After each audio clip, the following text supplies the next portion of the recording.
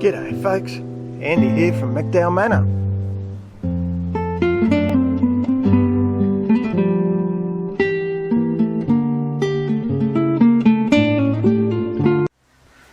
So we've started to get autumn now, which is obviously moving on to winter, fall, autumn, whichever you choose to use. It's not really cold by normal people's standards. It's down to about 25 degrees, 24, 23 at night, which most people would say, God, that's not cold, you mug. But for Australia it's cold. So I'm going to do a series of videos about what changes around the place. I'll try and keep them real short for you. And the first one we'll do will be about what's changing with the quails. So about a month ago I got 4 quails. I thought we're coming into autumn now. We've had the first few cool nights. The quails are cuddling up together, so I thought, well Andy, you're going to have to stop your breeding program. And then I thought, well, I'll do a little review of how I've gone over the last month. Now here's my little favourite. She comes out every time I'm near the cage. I think she's in love with me. She comes out and usually just sits there and waits for me to give her a pat and a cuddle. And the little boy over there, he gets as grumpy as hell about that, but anyway, not to worry. So I've still got the original 4. Yeah, well no I don't, I'm lying. I've still got 4. And it was the 4 that I showed you in the video clip a month ago. Little blondie, you can probably see on her head. That damage that she had at the produce shop never grew out. It's got no worse, thank goodness. That's the good news. But yep, so the 4 quails that we started the program with, let's put it that way, they're still here. On the floor above we have 5 quails. That was my first hatching. So we got 2 blondies, 2 speckled, and an odd coloured one that's kind of halfway between the 2, which is interesting, but anyway. So they're going well, they're saleable age. My original plan was to eat quail. But now that I've raised them, I don't think I'll be doing that. So what I'm hoping is they'll pay for quail food and also chicken food.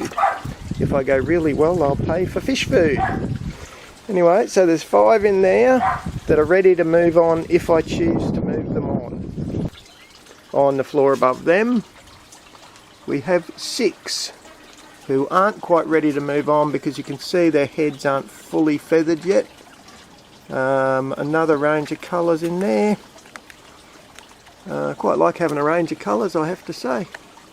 So that's what's happened outside in Quailtropolis, and that's a bit of a distance view to give you the idea of how Quailtropolis works.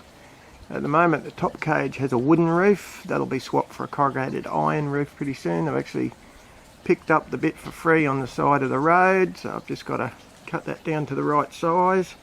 I'll all have corrugated iron roofs then, which is nice. So let's have a look at what we've got left inside. On the right there you have the brooder box.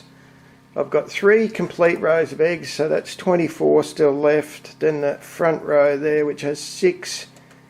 So I've got about 33 eggs. I know at least 3 of those won't hatch, and I'm doubtful about the entire front row quite frankly, but anyway.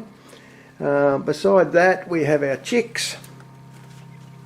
Who've moved up to the growing up stage now where they're starting to get feathers, and yes, I am being a little bit sarcastic, but they are starting to get feathers, and they've got a proper waterer.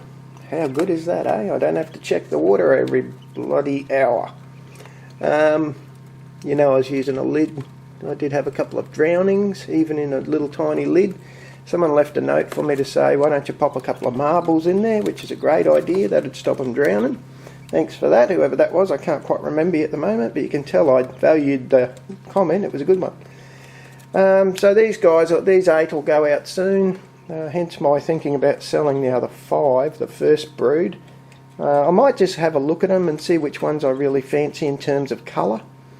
And then what I'll do to have for next year is I'll keep the colours that I really like, and the others will be sold off for food. Not eating human food, for food for chickens and quails. Nobody's going to eat my damn quails, I've decided. It's a good thing Mummy's not here. If she saw little Ben lying on her exercise mat, there'd be all hell break loose.